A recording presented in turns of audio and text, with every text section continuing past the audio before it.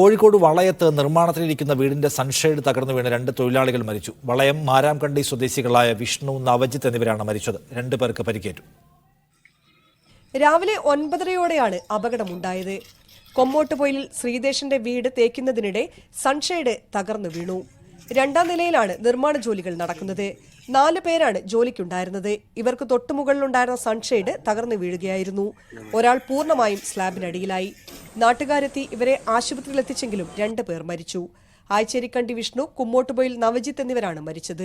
Main slab വീണതാണ്. അങ്ങനെ ഒരാൾ പൂർണ്ണമായതിൻ്റെ ഉള്ളിലായിരുന്നു, ഒരാളെ തെറിച്ച് 2 പുറത്ത് തെറിച്ച്. അങ്ങനെ അവർക്ക് വലിയ പരിക്കില്ല. അങ്ങനെ പെട്ടെന്ന് വണ്ടി കിട്ടിയില്ല. അങ്ങനെ അടുത്തുള്ള വണ്ടിയെല്ലാം വിളിച്ച് പെട്ടെന്ന് ഹോസ്പിറ്റലിൽ എത്തിച്ചു. എന്നാൽ ആംബുലൻസ് വന്നു. അതിനുശേഷം ഫയർഫോഴ്സും പോലീസെല്ലാം വന്ന് രക്ഷപ്പെടുത്തി. അതുപോലെ പെട്ടെന്ന് ഹോസ്പിറ്റലിലേക്ക് കൊണ്ടുപോയി. അപകടത്തിൽ തെറിച്ചു വീണ് 2 പേർക്കും പരിക്കേറ്റു. ഇവരെ വിവിധ ആശുപത്രികളിൽ പ്രവേശിപ്പിച്ചു. മീഡിയ 1 കോഴിക്കോട്.